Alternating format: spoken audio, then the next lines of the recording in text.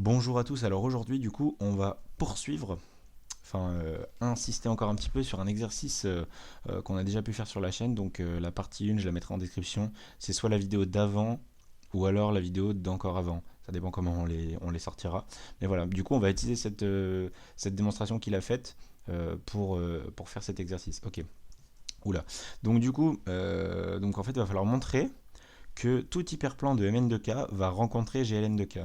Ok, donc ça veut dire qu'ils ont une intersection qui est non vide. Ok, donc ça c'est assez intéressant déjà. Donc qu'est-ce qu'on va faire en fait? On va prendre un hyperplan comme classiquement et là on va appliquer donc la propriété de la dernière fois. Donc soit H un hyperplan et donc en fait on avait dit que donc les hyperplans de Mn de K, il y a une propriété intéressante.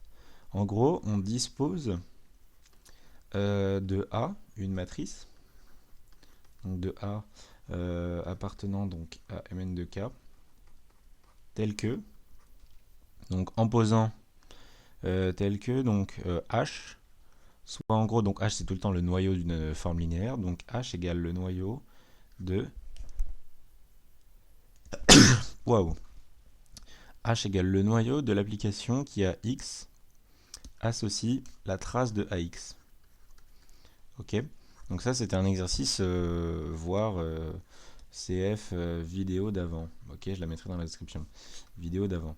Mais globalement, le truc était en fait d'étudier. L'idée était d'étudier l'application qui a phi à donc Mn de K à une matrice renvoie donc une application linéaire donc de Mn de K dans K, donc globalement le dual de M, qui donc à A renvoyait la fameuse application qui à X renvoie la trace de AX. Voilà. Et en fait, ça, c'est un isomorphisme. Voilà. Je vous laisse aller voir la vidéo d'avant. Si vous voulez vérifier correctement tout ça. Mais voilà, donc c'est un isomorphisme, et en fait on a le fameux truc dimension de ce truc-là égale dimension de ce truc-là. C'est égal à la dimension de son dual. Et du coup, il suffit juste de montrer que c'est injectif pour montrer la surjectivité. Bref, du coup, on va dire qu'on dispose, nous on va l'admettre ça, et on va dire qu'on dispose de A de Mn de K tel que, donc H égale le noyau de cette application linéaire.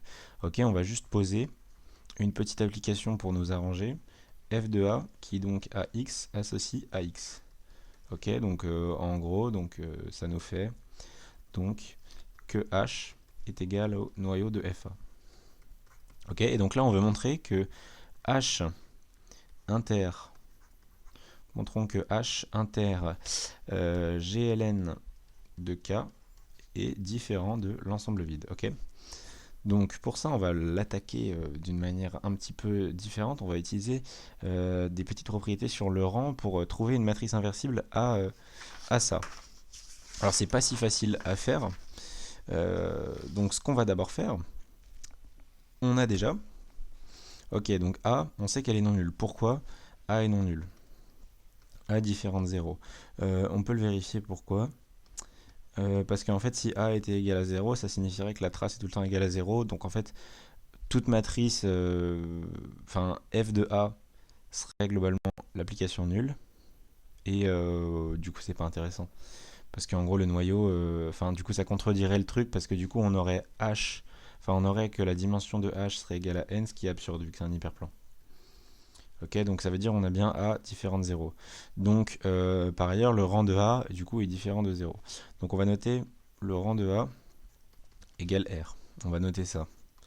Et on va utiliser une petite propriété du cours qui nous dit que il existe donc deux matrices P et Q inversibles. Donc en fait, ça va être des matrices de changement de base. C'est la formule de changement de base qu'on utilise en fait. Deux matrices inversibles telles que donc A est égal donc à P JR Q. Ok, alors je rappelle juste, JR c'est la matrice qui en gros on peut la diviser comme ça. Ici on a des 0, 0, 0. Ok, c'est des matrices nulles. Et ici on a l'identité de R. Ok, et donc en fait ici on a R vecteur. R vecteur, ici du coup on en a n-R, on a n-R0, pareil ici il y en a R, et ici il y en a n-r. Ok, c'est une matrice comme ça, et donc ça c'est une propriété du cours, je vous laisse aller la vérifier encore une fois, mais globalement il faut montrer qu'il existe une base dans laquelle l'application linéaire canoniquement associée à A est sous la forme JR comme ça, et après la formule du changement de base conclut sur ça. Donc du coup, maintenant qu'on a ça, on va poser n une matrice de permutation. Donc matrice de permutation, pas si facile à comprendre le principe, mais en gros, c'est une matrice qui a donc sa diagonale nulle, ce qui va nous permettre d'avoir des petites propriétés intéressantes. Donc en fait, elle est constituée comme ça. Globalement, on a une diagonale de 1 ici. Ok. Donc on a une diagonale de 1, et après il y a un 1 qui revient ici, et des 0. Du coup, c'est un peu mal dessiné, mais vous avez compris. Globalement, il y a une diagonale de 1 ici, puis il y a un 1 là. Donc là, il y a un 1, 1, 1, etc. Ça descend jusque là. Et on va poser n égale ça. Ensuite, on peut vérifier rapidement. Mais du coup, on va avoir trace de JR fois n qui va être égal à 0. Ok, ça, je vous laisse la vérif en exo si vous voulez le vérifier. C'est pas très compliqué à vérifier. Faut calculer coefficient par coefficient, ça passe très bien. Mais du coup, voilà, la trace de JRn est égale à 0. Et maintenant, on va poser une nouvelle matrice m qui va être égale donc à q-1 n p-1, et on va vérifier donc que m est... Alors déjà on a m par définition inversible, gln de k, et donc on va montrer que la trace donc de m égale 0. Ok, et si on montre que ça, on aura donc bien une matrice, enfin la trace de am, on aura bien donc une matrice dans l'hyperplan qui est inversible. Donc là, on a construit notre matrice tout doucement. Juste, j'ai pas précisé, mais ça, c'est inversible. Parce qu'en fait, on a juste fait des permutations sur les colonnes. En gros, on a pris la première colonne et on l'a mis tout à la fin. Mais du coup, son rang est toujours conservé. En fait, le rang de grand N, c'est toujours N. Donc, c'est bien inversible. Donc, et P et Q aussi sont inversibles. Donc M est forcément inversible. Voilà, c'est un produit. Donc, le groupe des inversibles, ça fonctionne très bien. Et donc, maintenant, on va donc calculer bêtement la trace de AM. Ok, la trace de AM. Alors la trace de M, ça va être égal à quoi? C'est égal à la trace de A. Mais sauf que A, on peut le remplacer. C'est donc P, J, R, Q. Et M, on a dit que c'était Q-1. Et c'est là qu'il était intéressant de mettre Q-1. Voici pourquoi c'est intéressant. P-1. Donc ça fait quoi? Ça fait la trace de, du coup, PJR. Les QQ-1, ça va bien faire identité. PJR, N, P-1. Et là, on va utiliser une petite propriété de la trace qui fait qu'on a le droit de commuter. Donc ça fait la trace de... Et en fait, ces deux termes-là, on les met à la fin.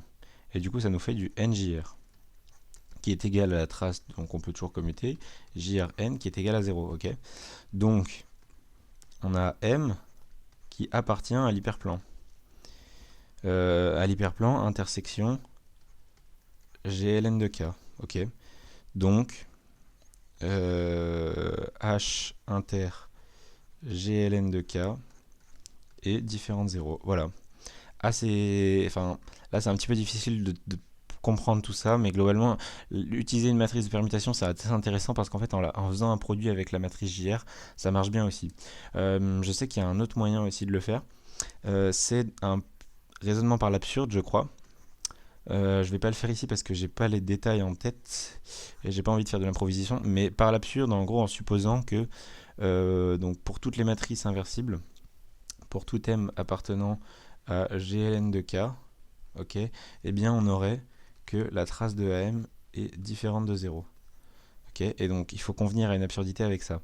Les matrices une matrice justement de permutation marche bien, je crois, dans ce cas-là, parce qu'on peut faire en sorte d'enlever les coefficients en fait. Et ça peut fonctionner sans souci. Voilà, je vous laisse vérifier ça si vous voulez le faire. Et puis voilà, merci à vous et au revoir.